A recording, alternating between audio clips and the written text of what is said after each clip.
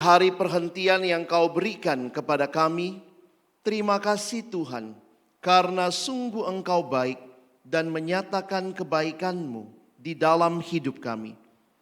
Kami telah memuji-muji nama-Mu ya Tuhan, menaikkan doa kami kepadamu, dan tiba waktunya bagi kami untuk membuka firman-Mu ya Tuhan. Kami mohon, bukalah juga hati kami. Jadikanlah hati kami seperti tanah yang baik, supaya ketika benih firman-Mu ditaburkan boleh sungguh-sungguh berakar, bertumbuh, dan juga berbuah nyata di dalam hidup kami. Berkati baik hamba-Mu yang menyampaikan, semua kami yang mendengar, Tuhan tolong, agar kami bukan hanya jadi pendengar firman yang setia, tapi mampukan dengan kuasa dan pertolongan dari Roh-Mu yang kudus, kami dimampukan menjadi pelaku-pelaku firman-Mu di dalam hidup kami, di dalam keseharian kami. Bersabdalah ya Tuhan, kami umat-Mu sedia mendengarnya. Dalam satu nama yang kudus dan berkuasa, nama Tuhan kami Yesus Kristus, Sang Firman yang hidup, kami menyerahkan pemberitaan firman-Mu. Amin. Silakan duduk. Shalom. Selamat hari Minggu Bapak Ibu Saudara yang dikasihi Tuhan. Bersyukur kesempatan ibadah sekali lagi biarlah bukan hanya kebiasaan, tetapi kita mengalami perjumpaan dengan Tuhan di dalam setiap ibadah kita. Firman Tuhan hari ini temanya melanjutkan kitab Keluaran adalah mengasihi Allah dan sesama. Orang Kristen biasanya dikenal sebagai orang-orang yang katanya begitu rupa mengasihi. Agama Kristen dikenal sebagai agama kasih. Karena apa yang Yesus ajarkan saudara ya. Bisa tolong? Oke.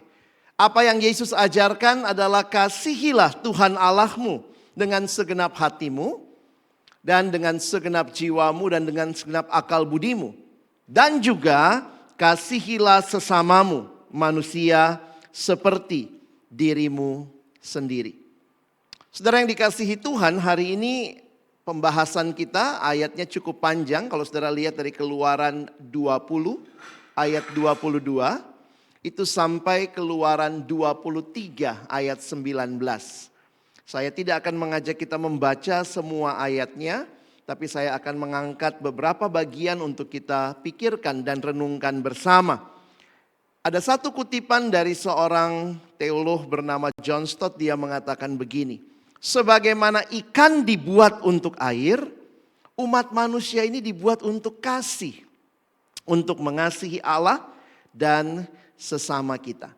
Nah, saya pikir waktu kita mengerti akan hal ini. Mengasihi Allah, mengasihi sesama. Menarik, gereja punya simbol salib. Ya, jadi ada dimensi vertikal dengan Allah, ada dimensi horizontal dengan sesama. Kita bukan hanya dipanggil untuk mengasihi Allah, tapi juga mengasihi sesama. Kenapa demikian? Karena waktu kita pelajari apa tanggung jawab hidup bersama, Tuhan sendiri sejak awal berkata tidak baik kalau manusia itu seorang diri saja. Jadi kalau Bapak Ibu melihat di dalam Alkitab, setelah penciptaan dikatakan semuanya baik, baik, baik, sungguh amat baik. Pertama kali di Alkitab kita muncul kata tidak baik di sini. Kejadian pasal 2 ayat 18. Dan tidak baiknya apa? Tidak baik kalau manusia itu seorang diri saja. Ini menunjukkan bahwa Allah lah yang punya desain supaya kita hidup di dalam komunitas. Saudara, Allah menghendaki manusia untuk saling mengasihi. Jadi manusia makhluk sosial itu bukan semata-mata teorinya sosiologi. Tapi manusia dicipta untuk juga berelasi dengan sesama. Jadi kehidupan Kristen adalah kehidupan yang mengasihi Allah, tapi juga mengasihi sesama. Dan itulah yang disampaikan di dalam Keluaran 20 ayat yang ke-22 sampai 23, ayat yang ke-19. Cukup panjang saudara ayatnya, tapi intinya apa? Supaya manusia mengasihi Allah dan mengasihi sesama. Jadi bagian ini memberikan prinsip-prinsip tentang bagaimana umat Allah, waktu itu orang Israel, sekarang bagi setiap kita yang percaya, bagaimana kita dapat menunjukkan kasih kepada Allah dan kasih kepada sesama di dalam hidup sehari-hari. Nah, kalau Bapak Ibu perhatikan judul-judul perikopnya, saya tunjukkan ya, nanti kalau kita mungkin ada di Alkitab cetak, saudara bisa lihat, itu mulai pasal 20 ayat 22 sampai 26, judulnya peraturan tentang kebaktian. Lanjut lagi nanti tentang hak budak Ibrani. Lanjut lagi nanti peraturan tentang jaminan nyawa sesama manusia. Jadi relasi sesama itu hati-hati. Ada jaminan nyawa, tidak boleh bunuh orang. Bukan cuma tidak boleh bunuh orang, lanjutannya apa? Ada jaminan harta. Kita mesti hargai juga harta orang, jangan main serobot saudara ya. Maka lanjutannya ada lagi peraturan tentang dosa yang keji.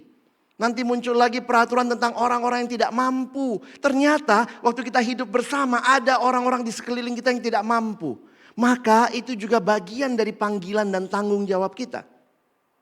Muncul lagi nanti ada berbagai-bagai peraturan. Jadi ada banyak aturan yang Tuhan kasih. Peraturan tentang hak-hak manusia. Lalu kemudian nanti bagian terakhir dari pembacaan kita itu bicara lagi tentang kebaktian dan hari raya. Jadi memang agak tersebar saudara ya. Tetapi intinya sama. Mengasihi Allah, mengasihi sesama. Itulah tanggung jawab yang diberikan bagi kita umat Allah. Oke, nah saya akan bahas dalam 6 bagian. Coba kita lihat sama-sama. Memang tidak semua secara detail karena ayatnya panjang. Kita akan lihat 6 bagian bagaimana kehidupan yang mengasihi Allah dan mengasihi sesama. Kita lihat yang pertama dulu Bapak Ibu ya. Di dalam bagian yang pertama kita melihat kasih atau penghormatan kepada Allah. Makanya ada hukum-hukum, ada aturan, larangan menyembah Allah lain. Nanti kalau Bapak Ibu slide-nya nanti bisa dibagikan. Lalu untuk membuat mezbah untuk menyembah Allah dengan benar. Coba kita baca 2 ayat saja ya. Ini 2 ayat dari bagian itu. Mari kita baca Keluaran 20 ayat 23 dan 24. 1, 2, ya. Janganlah kamu membuat di sampingku Allah perak, juga Allah emas, jangan kamu buat bagimu. Kau buatlah bagiku mezbah dari tanah dan persembahkanlah di atasnya korban bakaranmu, korban keselamatanmu, kambing dombamu dan lembu sapimu pada setiap tempat yang kutentukan menjadi tempat peringatan bagi namaku. Aku akan datang kepadamu dan memberkati engkau. Saudara yang dikasihi Tuhan, perhatikan. Kasih penghormatan kepada Allah itu dinyatakan melalui ibadah yang setia dan benar. Ibadah yang tidak menyembah Allah yang lain, tapi hanya menyembah Allah yang benar. Nah, coba sekarang kita lihat hidup kita ya. Sudahkah kita mengasihi Allah dengan benar? Diwujudkan dengan ibadah yang benar. Apa contohnya? Nah, saya tulis saja supaya Bapak Ibu dan saya bisa sama-sama pikir ya. Pertama, berarti kita jaga kekudusan dalam ibadah. Jauhi praktek-praktek sinkritisme. Ada yang bilang itu pendeta juga dia, tapi dia pakai air-air kalau kita datang sama dia. Hati-hati. Itu bisa jadi sinkritisme. Ya. Banyak orang cuma berpikir itu Tuhan, tapi Tuhan yang mana? Jadi banyak juga dalam kekristenan ada yang mulai sinkritisme seperti itu. Jadi kelihatannya Kristen, katanya Kristen, pakai doa Kristen, tapi prakteknya kayak dukun. Hati-hati saudara ya. Nah di dalam bagian ini Tuhan jelas, jangan ada padamu Allah lain. Kalau kau mengasihiku, jangan ada Allah lain. Mengutamakan doa dan firman dalam keseharian. Ya, Nama gereja saudara Kalam Allah, Firman Allah ya. Maka pakai Alkitab jadi pedoman hidup. Hindari kepercayaan pada jimat atau ramalan, itu muncul juga di dalam. Kalau saudara dan saya mengasihi Allah, maka tidak ada Allah lain ya. Jangan bikin Allah-Allah lain juga. Wah, Kristen sih Kristen, tapi percaya ini, percaya itu. Nah, ini yang kita mesti setia sama Tuhan ya. Yang kedua, saudara, ternyata bukan hanya dengan Allah, kasih itu juga wujud nyatanya keadilan bagi sesama. Coba saudara lihat ya, ini ayat-ayatnya bagaimana berlaku adil sama hamba. Pada waktu itu di kalangan orang Israel ada sesamanya yang kemudian dijual jadi budak. Bagaimana aturannya? Nah, dikasih aturannya. Ini bicara keadilan. Dan termasuk kalau misalnya ada kerugian yang dialami oleh orang lain, bagaimana kita diatur kerugian itu. Coba kita lihat ayatnya ya, ini masalah keadilan. Mari, yang atas bapak-bapak yang baca ya. Yang bawah ibu-ibu yang baca. Yang bapak-bapak dulu ya. Yang laki-laki baca duluan, Keluaran 21 ayat 2 ya. Laki-laki baca duluan karena kami dicipta lebih dulu ya. Gitu ya. Ayo, 1, 2, ya. Apabila engkau membeli seorang budak Ibrani, maka haruslah ia bekerja padamu 6 tahun lamanya. Tetapi pada tahun yang ke-7, ia diizinkan keluar sebagai orang merdeka dengan tidak membayar tebusan apa-apa. Ini sampai diatur saudara ya. Coba yang perempuan 1, 2 ya. Apabila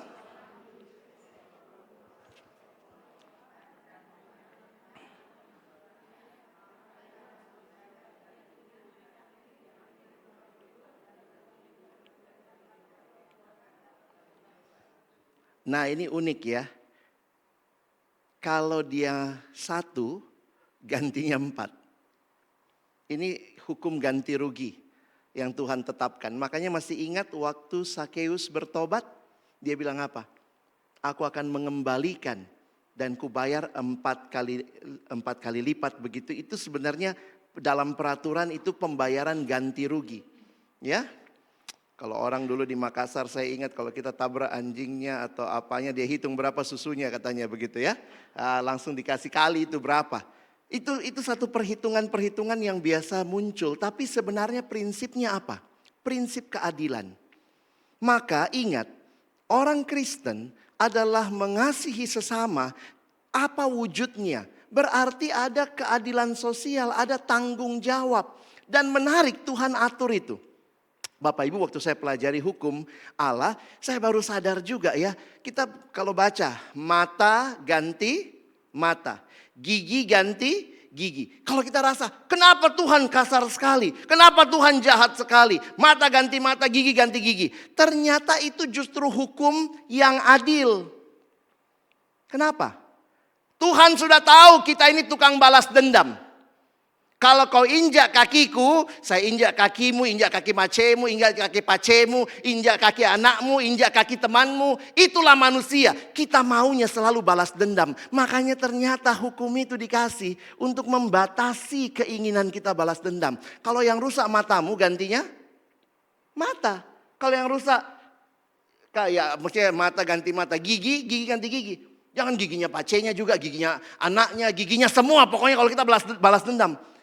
Manusia berdosa kita ini gak adil. Tuhan kasih hukum keadilan. Ya, menarik ya. Jadi bagaimana aplikasinya? Nah, Bapak Ibu yang punya usaha, ayo perlakukan karyawan dengan baik. Bapak Ibu yang jadi bos di kantor, dengan adil. Kapan gajian ya gajian begitu ya. Ini sudah mau bayar THR ini ya. Sudah banyak ya, aduh mau bayar THR bagaimana? Ya mesti dengan adil. Kenapa? Karena itu orang-orang yang bekerja. Dan itu seperti itu sebenarnya diatur ya. Kalau Bapak Ibu baca itu hak-hak budak Ibrani. Apa haknya? Kalau orang Ibrani di tahun ke-6 kita mesti kasih dia kebebasan di tahun ke-7. Kalau baca undang-undang tenaga kerja, kalau sudah kerja sama kita 7 tahun, kalau saya tidak salah, harus dapat cuti 1 bulan.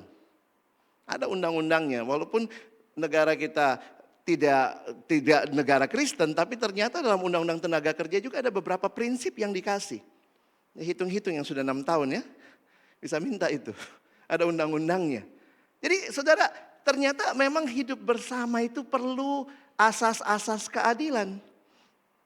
Memberikan upah yang layak, menghindari tindakan merugikan seperti mencuri atau memfitnah. Ya, jadi ini beberapa aplikasi supaya kita langsung bisa lihat hukum yang dulu ada juga relevansinya sekarang. Ya, kita lihat yang ketiga. Perlindungan terhadap orang lemah, mengasihi sesama. Jangan lupa di sekitar kita ada orang-orang yang lemah. Siapakah mereka? Janda, anak yatim, itu ada, diatur. Lalu kemudian larangan untuk meminjamkan uang lalu minta bunga yang tinggi. Itu diatur sama Tuhan untuk hidup bersama orang Israel. Kita lihat beberapa ayatnya ya. Ini 2 ayat saja kita lihat, mari kita baca sama-sama. 1, 2, ya. Seseorang janda atau anak yatim janganlah kamu tindas. Jika engkau memang menindas mereka ini, tentulah aku akan mendengarkan seruan mereka jika mereka berseru-seru kepadaku dengan nyaring. Bapak Ibu kayaknya kalau anak sekarang bilang receh banget ya. Kayak begini pun Tuhan atur. Karena Tuhan mau kita mengasihi itu. Mencakup, melindungi orang yang lemah. Makanya bersyukur di dalam gereja juga kita memperhatikan ya. Ada pelayanan diakonia untuk mendukung orang-orang yang mungkin dalam beberapa segi kehidupan ada yang lemah. Dan mari kita ambil bagian juga di dalamnya ya. Contohnya apa? Ayo kita ikut program pelayanan sosial gereja. Kalau ada kita sama-sama bantu jemaat. Mungkin ada yang anaknya susah sekolah. Mungkin ada yang sudah janda. Mungkin ada yang belum dapat pekerjaan. Itu ada di sekitar kita. Tidak usah jauh-jauh di sana. Di dekat-dekat kita juga. Memberikan bantuan kebutuhan pokok. Ya tentu ya kalau kita membantu orang juga jangan sampai dia bergantung sama kita ya. Makanya yang kita bantu biasanya kebutuhan pokok. Aduh, dia kita kasih apa ya? Kita kasih beras atau kita kasih HP? Kasih mie beras. Dia tidak bisa makan itu HP. Toh? Jadi itu satu hal yang kita berpikir dengan baik. Mendampingi anak-anak yang kurang mampu dalam pendidikan. Saya pikir gereja punya tanggung jawab di dalam hal ini. Kenapa? Kita umat yang mengasihi Allah, mengasihi sesama. Ini yang keberapa ini? Ya, kita lihat lagi.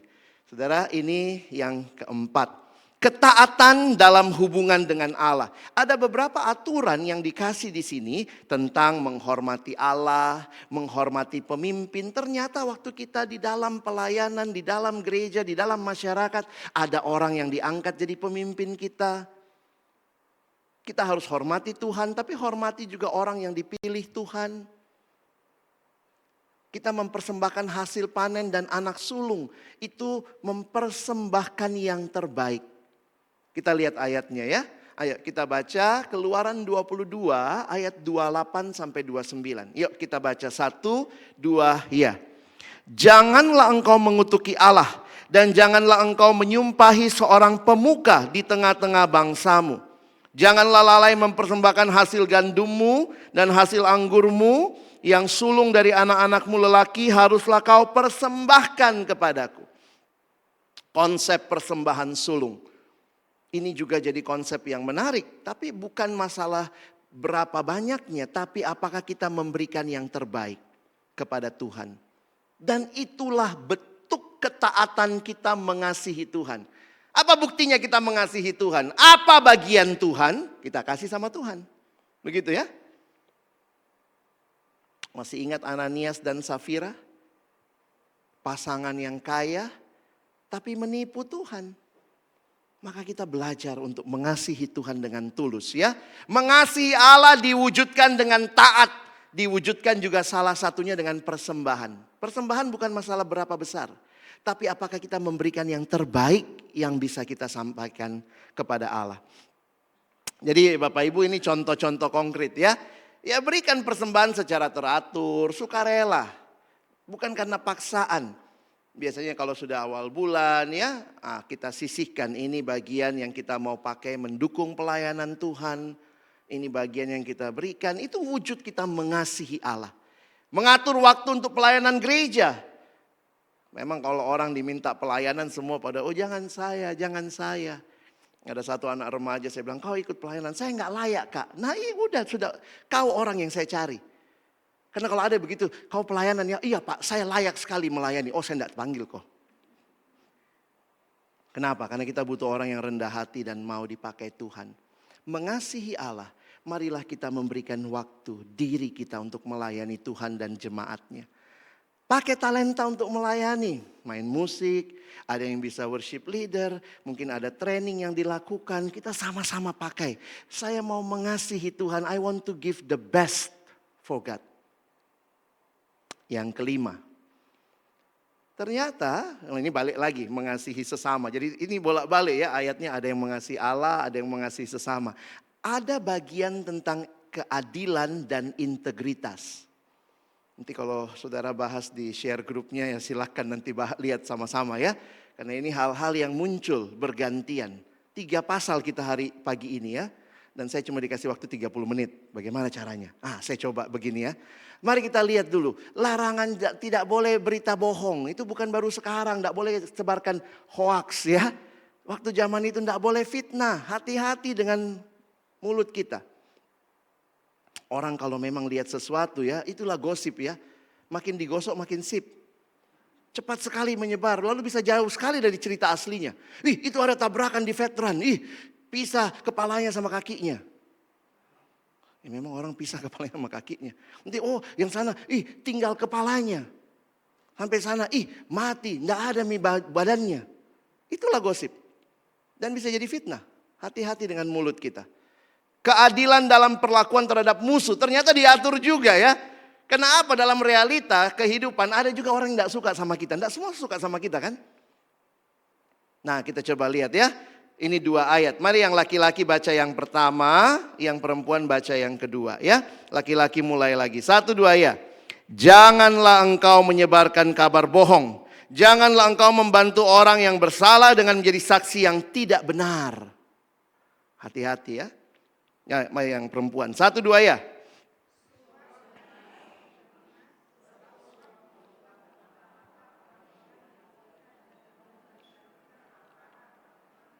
Dari dulu itu suap menyuap ada. Dan biasanya dalam perkara-perkara. Makanya diingatkan. Jadi yang namanya mengasihi sesama. Itu berlaku kita adil, kita jujur dalam hal apa? Hati-hati mulut kita. Hati-hati untuk tidak menerima suap. Hanya mau untung cepat. Mau orang pro sama kita. Seolah-olah uangnya dialah yang mengatur. Aplikasinya apa? Nah ini ya. Jangan sebar-sebarkan berita bohong. Termasuk juga di HP sekarang, hati-hati ya. Pelan-pelan itu ada hukumnya juga. Indonesia ada undang-undang ITE. Hati-hati menyebarkan berita bohong. Nah itu ternyata relevan ya. Dari dulu juga Tuhan sudah bilang hati-hati. Jangan menyebarkan kabar bohong. Menjadi saksi yang benar di tempat kerja. Kalau kita lihat ya kita bersaksi dengan benar. Iya pak, dia ambil uangnya. Jangan kau bilang-bilang saya kasih kau sedikit nanti. Akhirnya kita jadi saksi dusta. Kenapa? Orang suap kita. Terlibat dalam advokasi sosial memperjuangkan hak minoritas. Di beberapa gereja ada kelompok-kelompok pengacara yang mungkin bahkan membuka lembaga bantuan hukum ya untuk orang-orang. Karena apa? Banyak pengacara mungkin di gerejanya lalu kemudian memberikan bantuan hukum dengan biaya yang murah. Saya pikir apa yang gereja bisa lakukan, lakukan. Kalau saudara mungkin kami tidak banyak lawyer pak. Oke, ada apa? Ada guru? Oke, ada apa? Ada misalnya dokter. Sehingga ini menjadi satu bagian yang sama-sama. Itu dalam rangka apa? Kita hadir mengasihi dunia, mengasihi sesama. Ya. Terakhir, ketaatan kepada hari raya, hari kudus dan perayaan ternyata diatur juga. Jadi ini bolak-balik yang saya bilang tadi. Ini sekarang masalah mengasihi Allah lagi. Ada bagian untuk masalah memberi waktu tanah istirahat. Ternyata hukum Sabat juga berlaku untuk tanah. Bagaimana kapan ditanam, tidak boleh ditanam terus-menerus. Lalu ada 3 perayaan yang diminta mereka lakukan. Yaitu perayaan roti tidak beragi, hari 7 minggu, dan juga perayaan panen. Makanya orang Israel itu laki-laki dewasa Yahudi 1 tahun 3 kali harus pergi ke Yerusalem untuk merayakan 3 perayaan ini. Ya, coba lihat ayatnya sebentar. Mari kita baca sama-sama yang pertama. 1, 2, ya. 6 harilah lamanya engkau melakukan pekerjaanmu, tetapi pada hari yang ke-7 haruslah engkau berhenti, supaya lembu dan keledaimu tidak bekerja, dan supaya anak budakmu perempuan dan orang asing melepaskan lelah. Wah, sampai diatur ya. Bukan cuma kena ketuannya, tapi juga hamba-hambanya, hewan-hewannya.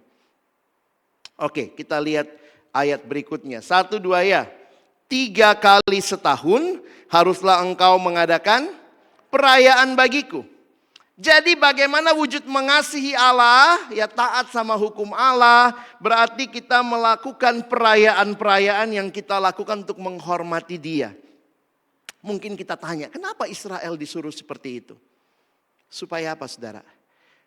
Setiap perayaan yang Allah perintahkan itu kesempatan untuk kita mengingat karya penyelamatannya. Penting untuk kita sama-sama merayakan. Berhenti sejenak merayakan. Itulah Sabat. Sebenarnya Tuhan berhenti pada hari yang ke-6. Hari yang ke-7 adalah Sabat. Tuhan berhenti hari yang ke-7 dan kemudian Dia melihat segala yang dijadikannya baik.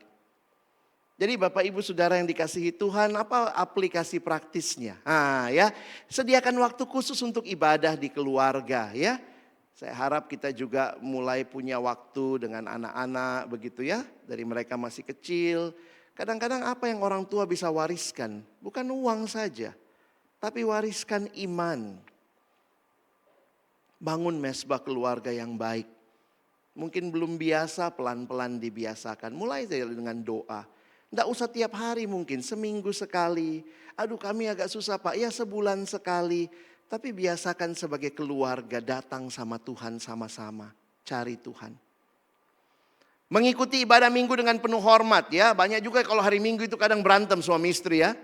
Yang satu sudah tunggu ya lamanya kau keluar. Apa dandan begitu, ini yang satu lagi. Jadi kadang-kadang juga hari minggu itu hari berantem ya. Tadi lama sekali dia, saya tunggu, makanya saya terlambat ke gereja. Yang satu bilang, kau lihat, kita masuk pagi saja, kita masuk siang saja. Sudah kita tidak masuk. Aduh.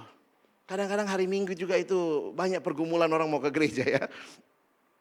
Ayo sediakan waktu, sama-sama persiapan, bangun lebih pagi, tidur lebih cepat ya. Jadi jangan ada bola ditonton besoknya, ngantuk-ngantuk di gereja begitu ya. Rayakan hari raya Kristen bukan fokus kepada perayaannya, tetapi pada makna spiritualnya. Ya.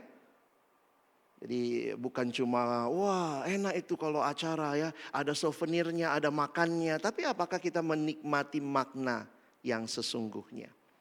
Jadi Bapak Ibu bisa lihat ya, ini kalau kita simpulkan. Jadi hidup orang Kristen, hidup yang mengasihi Allah. Ya, kita jaga kesetiaan dalam ibadah. Kita persembahkan yang terbaik pada Tuhan. Kita hidupi nilai-nilai firman Tuhan dalam keseharian kita. Lalu mengasihi sesama. Nah kita udah belajar tadi ya. Berlaku adil pada semua orang. Melindungi mereka yang lemah dan rentan. Itu panggilan kita.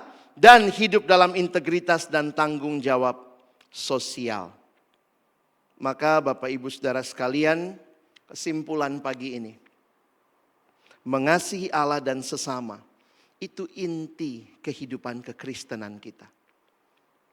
Tuhan tidak hanya panggil kita mengasihi Tuhan, mengabaikan sesama.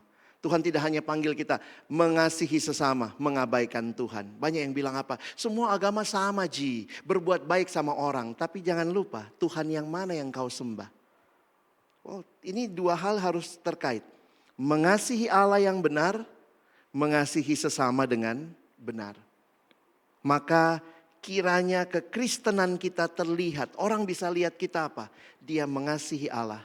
Dia mengasihi sesama. Dan kasih kepada Allah itu diwujudkan dalam apa? Dalam ibadah yang benar. Dalam ketaatan kita pada kehendak Allah. Kasih kepada sesama. Dinyatakan dalam apa? Dalam perhatian, kepedulian kepada sesama. Dari mana? Mulai dari yang ada di sekitar kita. Kedua prinsip ini saling melengkapi dalam kehidupan Kristen. Sehingga saya rindu pagi ini Bapak Ibu Saudara sekalian, ini terakhir kita bahas kitab Keluaran ya. Sesudah itu nanti tahun depan ada kitab baru yang mungkin akan kita bahas. Keluaran sudah selesai dan kesimpulannya apa? Semua aturan-aturan itu bukan supaya kita jadi anak Tuhan, tapi justru karena kita sudah anak Tuhan. Saya ulangi. Semua aturan ini bukan supaya kita jadi anak Tuhan, tapi justru karena kita sudah anak Tuhan. Ada yang bilang begini, kenapa Tuhan kasih banyak sekali aturan ya? Pertanyaannya Bapak Ibu, aturan itu justru Tuhan kasih karena kita sudah jadi anaknya. Saya kasih contoh begini. Kalau kita punya anak di rumah, pagi-pagi dia bangun, ya, lalu ini anak muda dia bangun, dia nyapu, dia ngepel, dia cuci piring. Saya mau tanya, dia lakukan itu supaya jadi anak atau karena dia anak? Karena anak ya. Jadi jangan pikir gitu, habis anaknya nyapu, ngepel, bikin proposal, papa, mama, terima saya jadi anak. Pasti kita bilang, wah ini nggak benar juga. Semua aturan ini justru itu kita lakukan karena kita sudah anak Tuhan. Jadi memang menarik untuk memperhatikan. Kelihatannya perjanjian lama kurang kuat anugerahnya. Banyak aturannya. Tapi waktu saya baca perjanjian lama, justru perjanjian lama pun sudah menunjukkan anugerah Tuhan. Coba kita baca, ini di Alkitab kita lihat ayat terakhir ya. Keluaran 20 ayat yang pertama dan kedua. Banyak orang kalau dengar aturan dia pikir ini semua hanyalah apa yang saya harus lakukan. Tapi lihat Keluaran 20 ayat 1 dan 2 ya. Kita baca sama-sama Keluaran 20 ayat 1 dan 2. 1, 2, ya. Lalu Allah mengucapkan segala firman ini. Akulah Tuhan Allahmu yang membawa engkau keluar dari tanah Mesir, dari tempat perbudakan. Lalu habis itu muncullah aturan. Jangan ada padamu Allah lain. Jangan ini, jangan itu, jangan ini. Tapi ingat, ini anugerah. Karena apa? Tuhan katakan, aku telah mengeluarkan engkau dari Mesir. Sekarang hiduplah di dalam aturanku. Jadi aturan-aturan ini bukan buat kita jadi selamat. Bukan buat kita jadi anak Tuhan. Kita sudah anak Tuhan karena karya Allah. Yang membawa kita keluar dari Mesir. Keluar dari perbudakan dosa. Kita sudah anak Tuhan. Makanya kita melakukan aturan-aturan itu dengan sukacita.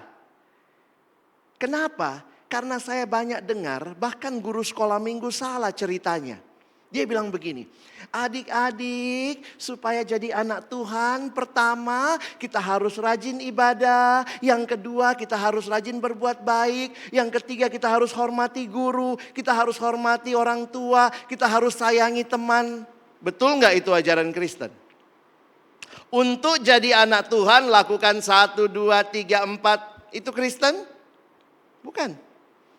Kristen berkata, bukan apa yang kau lakukan yang menjadikanmu anak Tuhan. Tapi apa yang Allah sudah lakukan. Dan karena Allah sudah menyelamatkan engkau. Sekarang ikutilah aturan-aturan yang Tuhan kasih. Bukan sebagai beban. Tetapi sebagai respon. Dan kita bisa melakukannya dengan sukacita. Saya anak Tuhan. Dipanggil untuk memperhatikan orang lemah. Yes, saya mau memperhatikan. Saya anak Tuhan, dipanggil untuk hidup, datang hari Minggu. Jadi jangan dibalik ya. Bukan rajin ke gereja bikin kita jadi anak Tuhan.